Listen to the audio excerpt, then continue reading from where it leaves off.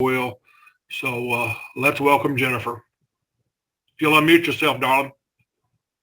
It might be better if I just stay muted. Hey, everybody, I'm Jennifer. I'm a very grateful alcoholic. And Stephen, thank you. Thank you for trusting me to do this. Can you guys hear me okay?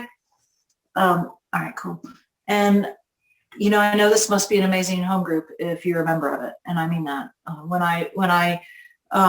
Every moment, every opportunity I've had to be around you, and I feel like I'm in the presence of Alcoholics Anonymous, and I am at my best when I'm with Alcoholics Anonymous, when I'm with you. And but I have to say that Stephen is correct. I am like wringing my hand, nervous wreck about this. This is the first time I've told my story on Zoom.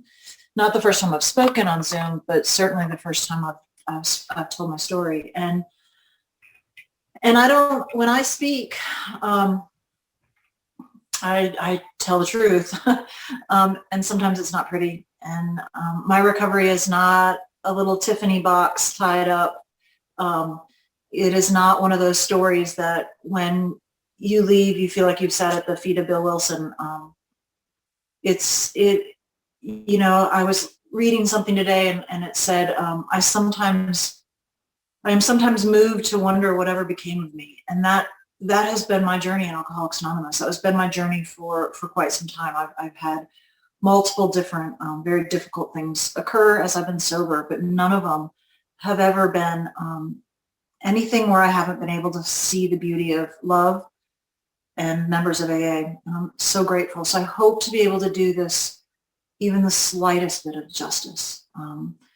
It is impossible to tell even a fraction of what has happened in my life since I've been sober. But I will start the way that my sponsor taught me. My sobriety date is July 6, 1987. She gave me a couple rules when I first spoke, and one was that I don't cuss, and I'm not sure if I've messed that up already. I may have already done that, but hopefully I won't again. And the other is to read something from the big book. And so just to settle me down. So I'm going to read from the 4th edition of the big book, and this is what's become of me. Look at this gigantic big book, because I'm blind, because I've gotten older in AA. And this is from My Chance to Live, the 4th edition, the stories. And it really does describe July 6, 1987. I came through the doors of Alcoholics Anonymous at the age of 17, a walking contradiction. On the outside, I was the portrait of a rebellious teenager with miles of attitude to spare. On the inside, I was suicidal, bloodied, and beaten. My stride spoke of a confidence I did not feel. My dress was that of a street tough kid you didn't want to mess with. Inside, I was trembling with fear that somebody would see through my defenses to the real me. If you saw who I really was, you would turn away in disgust or use my many weaknesses to destroy me. One way or the other, I was convinced I'd be hurt. I couldn't allow that to happen, so I kept the real me veiled behind a force field of rough-edged attitude. And this is the most important sentence in this 2 paragraphs. How I got to this place is still a mystery to me. So on July 6, 1987, I walked into Decatur Hospital, and I was absolutely beaten. And I knew that it was over, and but I didn't think that you would believe that I was an alcoholic. I thought that you would just think I was a terrible, disgusting human being. To be an alcoholic was a step up from what I had become, and what I had done to my family, and what I felt on the inside, and how I treated people. And my story of alcoholism isn't just my drunkenness. I lost almost like spiritual consciousness. And many of the things that I did weren't because I was drunk. It was because I was resentful. It was because I was jealous. It was because I had traded my soul in a number of ways for the drink. And the consequence of that, of not growing up, of not facing life and learning, just was compounding the problem. And the drink, I remember sitting there at the hospital and trying to explain to them, I drink too much. And they said, well, we kind of figured that's why you're here, right? And I was like, no, you don't understand. Like I drink too much, and I can't stop. Like I couldn't stop drinking. I couldn't force my hand down. And I was at that point, I was so puzzled by that. I didn't understand how I could want to quit drinking, and I literally could not stop. And then the events that would occur as I drank, and then the stories that I believed about me, and it just kept building and building. And so I walked into that treatment center, and I just, I never walked out in a number of ways. And, I think one of the things that we do in AA is we talk so much about how awful we had become. And I probably just did that for the last 5 minutes. But the truth is that 18-year-old girl saved my life. And I owe everything in so many ways to the members of AA that were there waiting for me, and for whatever it was inside of me that I have been searching to connect with ever since, that was able to get sober and fight for my life. And without that, I wouldn't be here today. And I don't know that I could do what I did then ever again. And so in my weakest, most absolute desperate moment, I was given so many gifts. And I think the biggest, well, this is good, this is hard, because I think the biggest gift for me is grace, is the ability to see the truth about my relationship with alcohol. But I think even bigger gift than that is that I know it's a gift. And my sobriety sort of exploded right into step 2, where I was restored to sanity long before I was capable of managing what that meant. And what that meant was I was able to see the truth about what was happening with me. And the only thing that could hold me very quickly was the 12 steps. The only thing, now I stayed in treatment for 2 years, but during that time, it was like a sprint through the 12 steps to try to just move every barrier out of the way from love and truth. And the 12 steps were a part of my first 5 years of recovery at a very intense level. They have continued to be, by the grace of God, but what they did was they just kept giving me perspective. And when we started the meeting, as you read the steps, I just sort of let them run over me and think about different times. And the first step, I remember sitting, the first picture that comes to me around step 1 is sitting at Decatur Hospital with my bag of clothes and waiting for them to let me go upstairs. And early recovery for me was, I remember I met my first sponsor, and her name was Darlene. And well, my first sponsor was a guy, because when I heard about sponsorship, I was like, well, that's what I'm talking about. I need a man that's going to give me some money. So I found a guy to be my sponsor, and the guy told me I had to do whatever he said. And at that point, I was used to that. And so I met him on a Friday night, and he said, do you remember I told you you had to do whatever I said? And I said, well, yeah, like right now. And he said, this is your sponsor. And he turned me around, and right in front of me was this woman named Darlene. And Darlene had the most beautiful smile I had ever seen in my life. And I wanted what she had. And I don't know how I knew that. But I would have followed her to the ends of the earth to have what she had. And I'm grateful that that happened, because as it turns out, she was she was pretty mean, and she made me do all kinds of dumb shit. And one of them was not to swear. But she said to me, if I ask you to stand on your head and spit quarters out of your butt on Peachtree Street, I'm going to need you to do that. And I said, okay, do you have change for $1?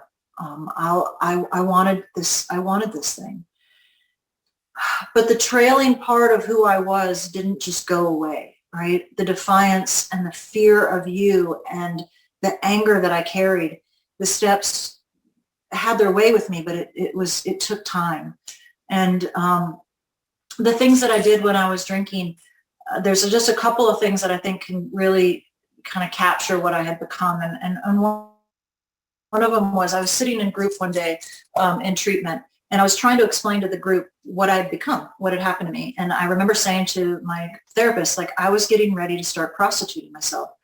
I came here on July 6th, and on July 8th, I had an appointment to start being a prostitute. And my therapist said, well, that's confusing, because you actually are a prostitute. You're just not a very well paid one. And he was right.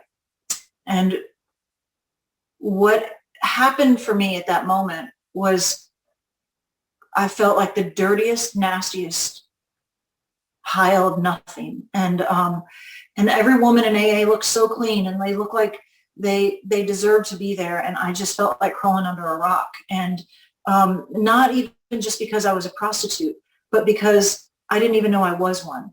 I had given away something so precious and valuable for the cost of the chemicals that I didn't know that it even was valuable. And that's who I became. Right around the time I also got sober, my mother attempted suicide, and I had run away from home, and I would not come back, even knowing if she was dead or alive. I wouldn't come home. And I remember going to see her the next day, and she looked terrible. She looked beat up and awful. And she just looked at me and she said, "What happened to you?" And I said, "Me? What happened to you? This is your fault." At her weakest moment, I went right in for the kill. And that's who was sitting there on July 6, 1987. That all of that didn't just go away because I stopped using. So,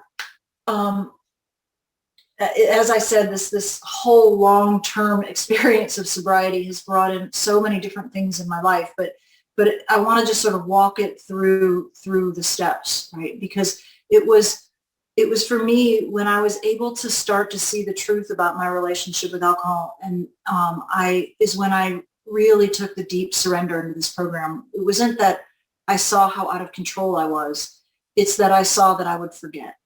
And it takes me back to more about alcoholism, where it talks so much about the thinking that precedes the drink. And I was able to see really clearly because of step 2. I was restored to sanity. And I remember saying, I'm going to drink again. Like nothing's going to stop me. I'm just going to want to drink, and I'm going to drink. And I spent my first couple of years sober absolutely terrified that I was going to drink again. And I just didn't think I was good enough to be sober. I didn't think that I could do it. I didn't think that I would be able to sustain it. I didn't think I would be able to remember. And the women of AA just kept promising me that that wasn't true. And the steps kept revealing the truth to me over and over again about more and more about how badly I wanted to stay sober. There's a guy that I love a lot, Father Martin, and he says that it's the things that we're doing that we don't know that we're doing that make us different. And my early sobriety was filled with a lot of those things, a lot of just trying to follow the rules, breaking them, learning about what consequence meant, getting in trouble in treatment, getting in trouble with friends, lying, having to tell the truth, just trying to find my way through it. One of my big problems was that I lied a lot. And I'm still actually prone to be dishonest. And so my sponsor taught me that if you want to learn how to tell the truth, just tell it, right? There was no really complicated formula to it. It was when your truth is revealed, tell it. And so I spent a lot of time lying and then immediately telling the truth, lying and immediately telling the truth, because I didn't know how to not lie first. And slowly but surely, I started to see that the truth was coming to me where it hadn't before.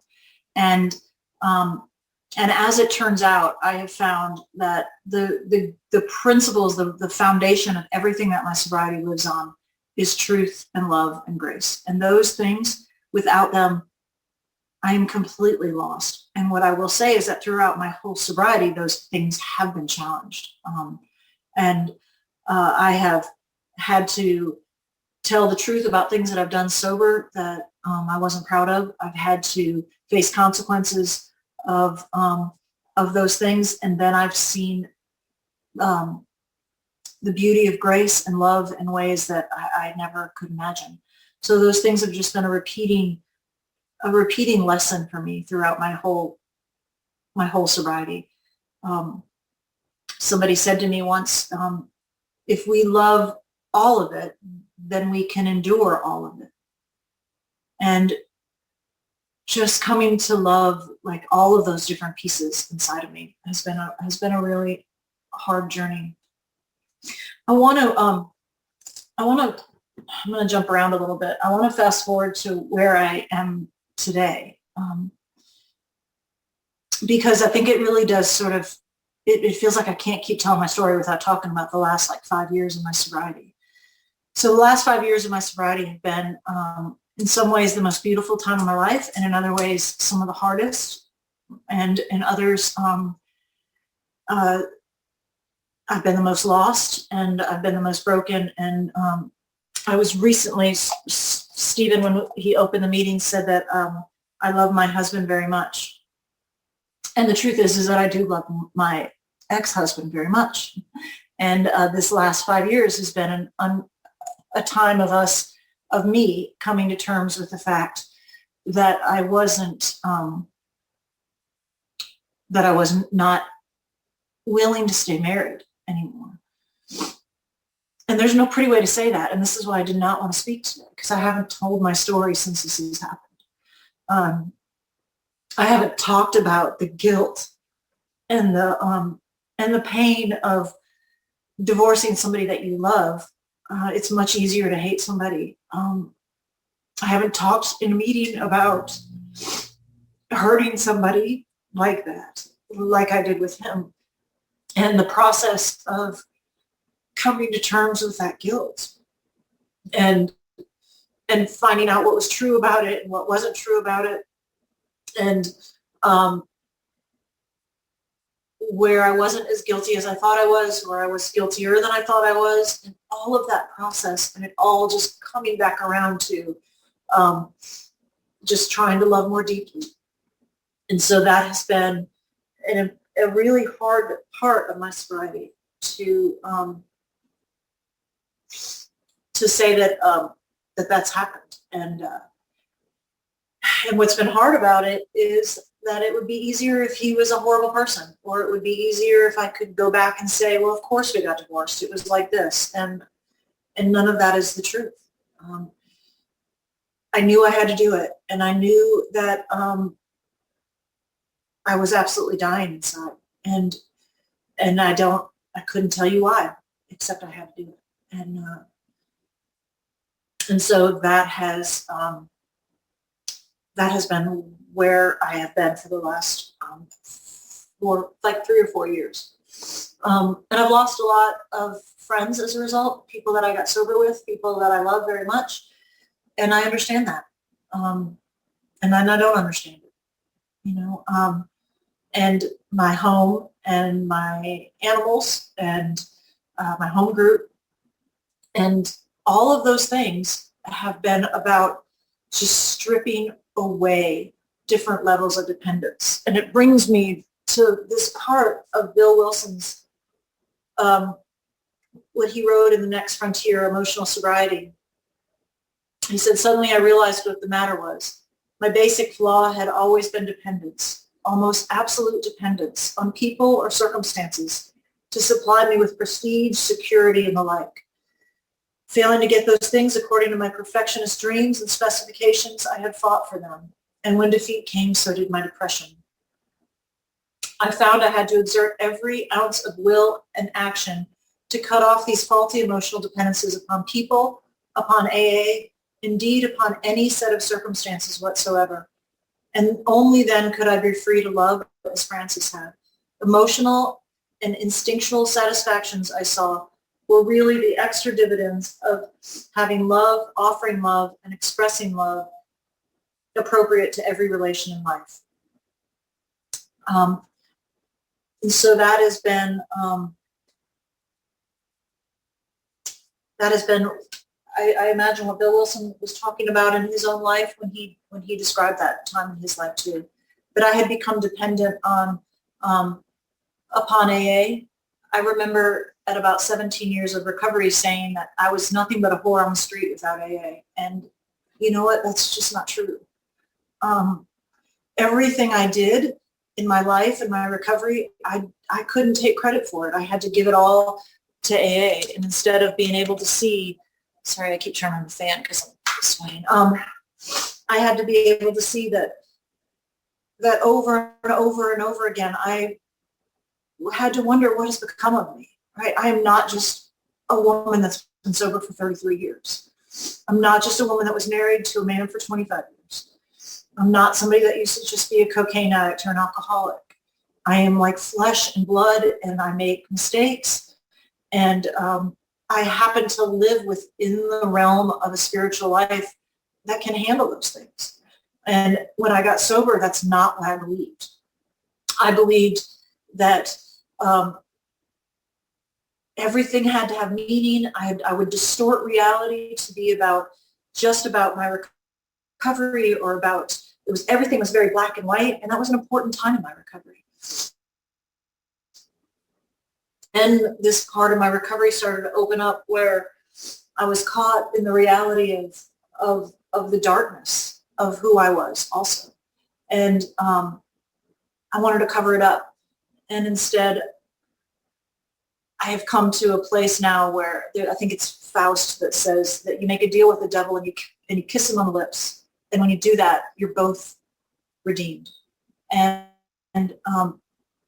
so this part of my journey has been quite imperfect and quite painful. And I have learned more about myself than I think I ever thought I was capable of. But in my sobriety, the things that have happened, what has occurred in my life is nothing short of miraculous. And but what I did was I just put my head down and just I just kept missing all of the beauty of it. I tell this story about my best friend Julie is on this meeting. We got sober together 33 years ago, and we've been in each other's lives ever since. She's a much better friend than I've ever been. But she is the exact opposite of me. And she has like just this explosive personality of just everything. And one day I was at her house, this beautiful place, and I woke up, and Julie always has some kind of exotic something going on. And I walked past her kangaroo, a real live kangaroo, that was in a diaper and pearl necklace. And I walked past this kangaroo and I said, I got to get coffee. Watch out, Rue. Its name was Rue. And I just walked right by it, looking for coffee, pissed off that I couldn't find it. And I just stopped dead in my tracks, and I said, like, how could you miss this? How could you miss there's a kangaroo and a pearl necklace with diapers, like standing at your door saying good morning, you know? When did I become the person that could just walk right past that, looking for more, you know? And so we went to a meeting that day, and she had the kangaroo with her, and we were in a room where it was like, if this was the view that we all had in one room, right? There was another room attached to the meeting. And in this room, they couldn't see us, right? They could hear us, but it was one of those weird kind of shaped meetings. And in our room, everybody knew the kangaroo. And everybody wanted to see the kangaroo, but they were real quiet because the meeting was going on. So we were passing the kangaroo around. But in the other room, they couldn't see the kangaroo at all. They didn't even know it was there. And they looked, frankly, quite bored with the entire meeting. And I, again, had this moment of, it really is just about perspective. It's just about being able to turn a little bit and see what's really there. And the more I built up this life of sort of demands upon myself, I just kept missing the beauty and how hard I had been working and what had happened in my life. And I missed God and all of that. And so what's happened in my recovery is that I've been able to stay sober. I have been able to, one of the things I gave up in my using was my education. I had a 7th grade education when I got sober. And where I went to treatment, what they told me was, you will never be able to go to school. You've given up the right to do that. You're just a drunk, and you can't go to school. And I had never read a piece of literature. I couldn't multiply and divide. I was ignorant. And every bit of what that means, I believed that about me, and I lived with that for quite a while. And my ex-husband one day offered me a book. And he said, will you just read this book? And I said, you know what? I've told you before, I don't like to read. I'm not like you. I'm not smart like you. And he said, just try it. And so I took the book and I read it. And it blew my world up. It just was the most beautiful thing. Part of me that had been sound asleep. And the book was To Kill a Mockingbird. And I came out and said, do you have any more of these? And he said, well, yes, I do. And he gave me Uncle Tom's Cabin. And then he gave me The Diary of Anne Frank and The Narrative of Life of a Slave, and just these beautiful, rich books about how human beings are capable of such horrific things and such beauty right in the middle of it all. And I woke up, and that's what recovery has given me. But the truth is that I will never be the girl that read To Kill a Mockingbird when everybody else read it. And that's a part of what I live with in my sobriety, and that's what we all have to live with, right? That there are things that our alcoholism took. There are things that happened that that can't be undone.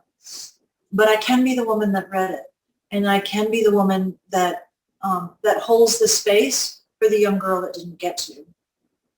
And so after I read that book, I decided I needed to go to school. And I remember having to go to the school and just stand there, and I would cry, and I would leave because I felt so stupid. And then I would go back again and walk in the school, and I would cry, and then I'd leave. And then one day I finally found myself in line to register, and I registered, and I had to do 2 years of college that didn't even count. And I struggled through all of it. And I graduated from Georgia State summa cum laude with an undergrad degree in psychology. And I remember having to ask somebody how to spell it. Because there's just some things that can't be fixed. There are just some holes that I will live with for the rest of my life, and I am honored to do that. I want to be the person that just recently found out that West Virginia was actually a state. I thought it was just the West of Virginia. What my education has taught me is how little I know and what I am capable of. I was thinking that when I went to school, I would find out that I was like a savant or something, but I didn't find that out. I had to work my ass off to learn anything. And then I was able to go to grad school, and the same thing occurred. I had that unbelievable experience of graduating summa cum laude. I remember I got an A in the hardest class in grad school, statistics, and I could not believe that I was that woman. And I went out into my car and I got lost in the parking lot of the school that I've been going to for 2 years. Because that's it. That's us, right? Like we're both. And I could go on and on about how I'm both with all of that stuff, right? I remember a man like Stephen one time said to me that I was the greatest conduit of God's love that he had ever seen. And I almost swallowed my soul. I felt so humbled by that. I didn't even, well, first I had to ask somebody what that word meant because I didn't know what it meant. And then when they told me, I felt so incredibly humbled. And then about 5 seconds later, I remember sitting there thinking, I hope all you people just heard him say that, because you better recognize, like, that's some shit, right? That's me. And then I remember trying to use that word in a sentence a couple times so I could be like, oh, this, surgeon told me that I was a conduit. And then I just felt like, what is wrong with you? That's so gross. And so I was saying to somebody that I love, like, how is it possible that God could give me a gift like that? The gift of somebody seeing that in me and me being able to give them something like that, and then be the same person that wants to abuse that gift and get credit for it. And their answer was so beautiful. The perspective was, maybe it's because you're both of those things. Maybe that's why. Maybe it's because you know that side of you and you know the other side of you, and you're both, and you have to learn to carry it. And that's what the steps have done for me, is they've taught me to carry this part of me, the parts of me that just seem to haunt me, the parts that show up long before it seems like God has a chance to show up, and when I judge somebody, or when I feel alone, or when I hate myself, or want more than my share. And then it's just like God just sits there with me and just says, it's cool. I get it. I love you, you know. I had a friend of mine who, I'm just like telling story after story here, but I had a friend of mine who I loved very much. She was dying of cancer. And she was a really important member of Alcoholics Anonymous, and people loved her very much. And I went to go see her last days. And I was staying in her room. She was in hospice, and I was staying in her room. And on her table was a necklace of a medallion that she wore every day that I knew her, the medallion of St. Francis. And I saw it sitting there on the counter, and I just thought of all the times and her laugh and how much I loved her, and that I was so blessed to be in her room, and that I was important enough to her to be allowed to be there with her during this time. And then I decided to steal the necklace. Like for real. That was the plan. I was going to steal a dying woman's necklace because I deserved it. Because if I had the necklace, then everybody would know how important I was. They would know that I must be special because it was Lindsay's necklace. And I kept putting the necklace down, picking it up, putting it down. And I left it there. And I went to go see her in hospice. And I remembered I asked her, how are you going to come to me after you die? How will I know it's you? I said, I know you got a bunch of stuff going on right now, the whole dying thing, but as long as we're talking about me, like, how will I know that it's you? And she just smiled. She didn't answer. And then after she passed, I again tried to think of ways to steal the necklace, but I didn't. And I went to a meeting at my home group, and this guy came up to me that I had had the privilege of working with years before, and he came out of nowhere, and he came running up to me, and this is a whole different state, and I didn't tell anybody about this necklace or how I had wanted to steal it. And he came running up to me, and he said, I have to give you something. I have to give it to you right now. And he opened up his hand, and he had the medallion of St. Michael in his hand. And I just sort of looked at it, and I said, why? And he said, well, because you taught me about the primitive brain and how our disease is like the snake brain, and St. Michael is killing the dragon, and you need to have this. And at that moment, I knew for a fact that Lindsay was saying to me, I saw you trying to steal my shit. I saw you trying to steal my necklace. And the next thing I knew that she was saying to me was, and I love you because of that. Not in spite of it, but that's why I love you. And that's what you guys have done for me. Right? And that's what I had to remember today when I was so afraid to come on here and say to you,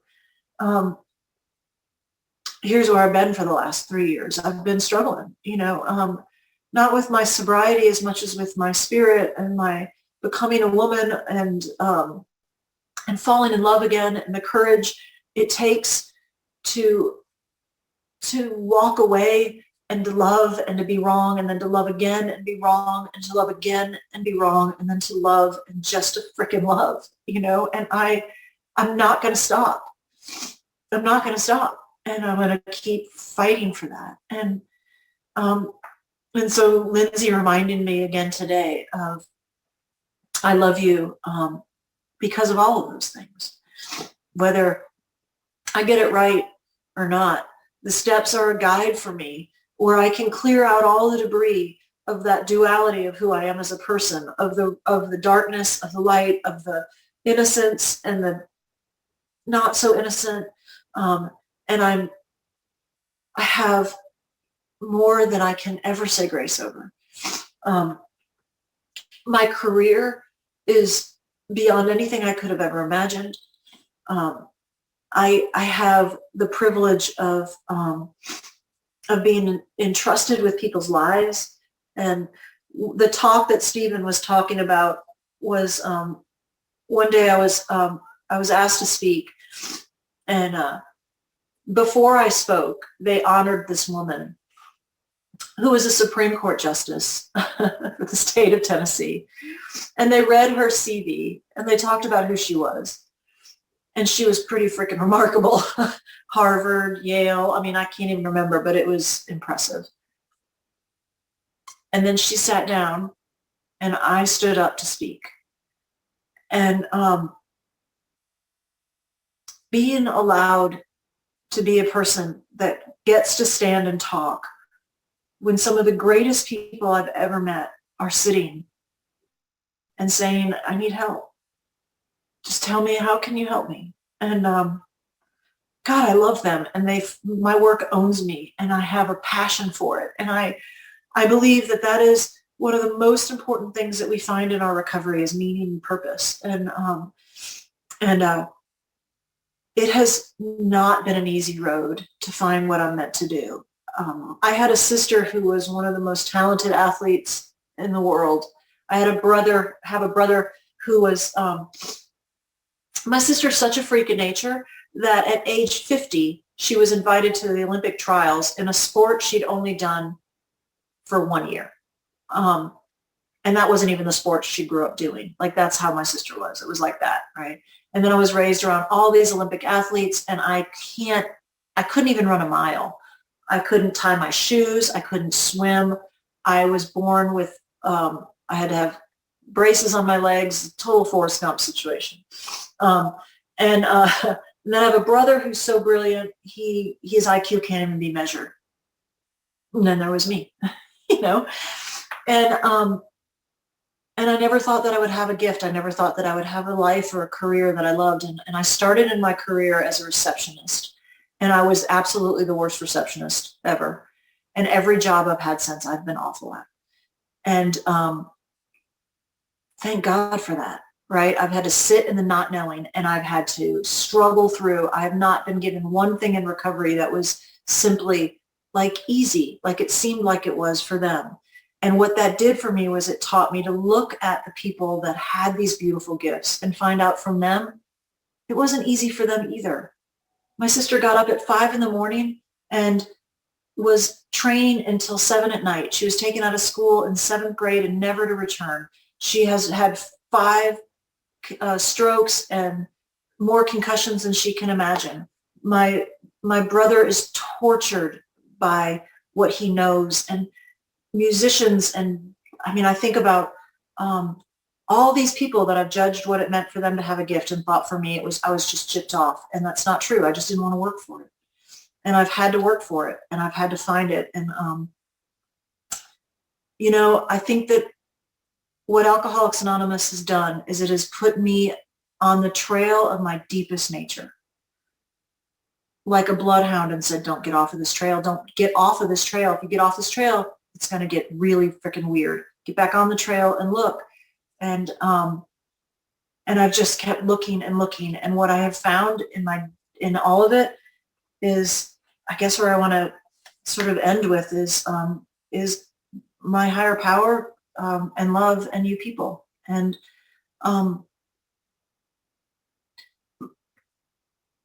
God, as I understand him, has been a conversation that has been full of anger and confusion and desperation.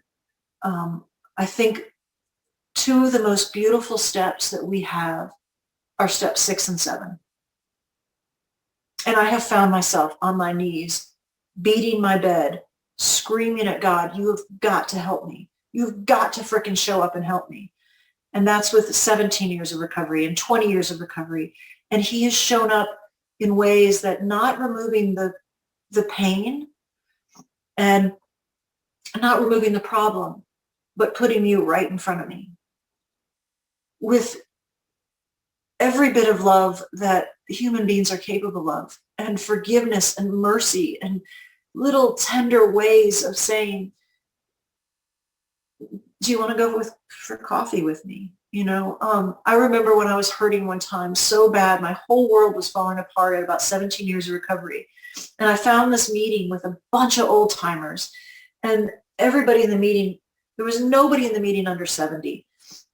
and 70 was young. And they were all sitting in these tiny little chairs. You know how we get stuck in some of those in AA, we'll end up in like a kid's classroom in a church, and you get those teeny tiny little chairs, you know? They're these grown-ass men and women, all in these little chairs. So brave, and just looking at me like all I could do is cry, and they would just say, please keep coming back. And they taught me about what it means when we close the meeting up, and it says a moment of silence for the person suffering inside and outside of the rooms of Alcoholics Anonymous. And that didn't fix my problem. It showed me another perspective of love that has filled me up. And God, human beings are capable of such beautiful things. And so, you know, for me, step 9, I've had to make amends for things that I've done in sobriety. And I remember going to my sponsor about the divorce and saying, how do I make this right? Like, how do I make it right? And her answer was, you don't. You live with it. And there are women who have lost their babies and husbands who have lost their wives. And what they've taught me is how to love without skin, without flesh, and you live with it, right? That's how you love. You live with it. You don't walk away from it just because they died. You don't walk away from it just because it isn't the way that you want it to be. And so when I chose to walk away from love and walk straight into a deeper level of love, it's been really conflicting and hard to understand. And then somebody just shows up, and they love me because of all of it. And so step 9 for me, I want to share one last thing, and then I'm going to shut up. It's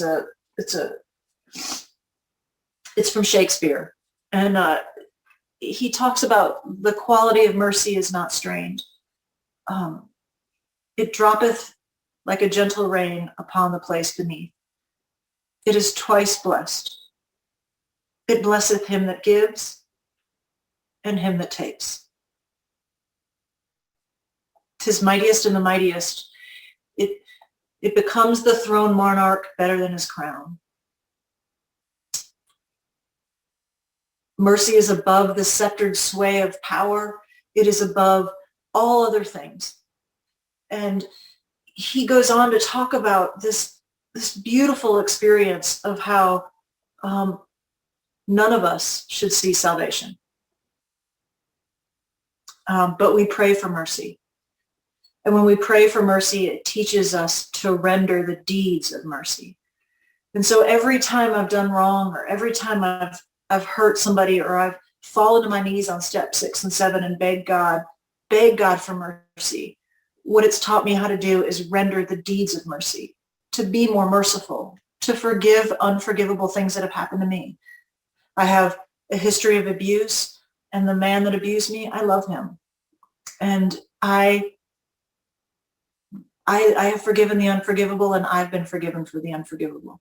And you taught me that. Alcoholics Anonymous has taught me how to love like that.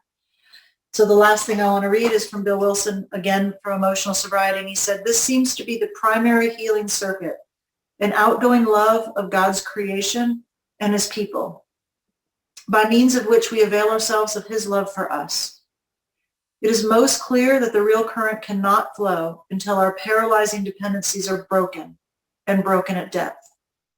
Only then can we possibly have a glimmer of what adult love really is.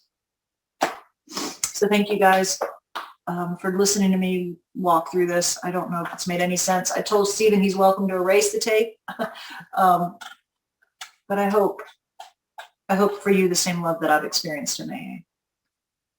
Thank you.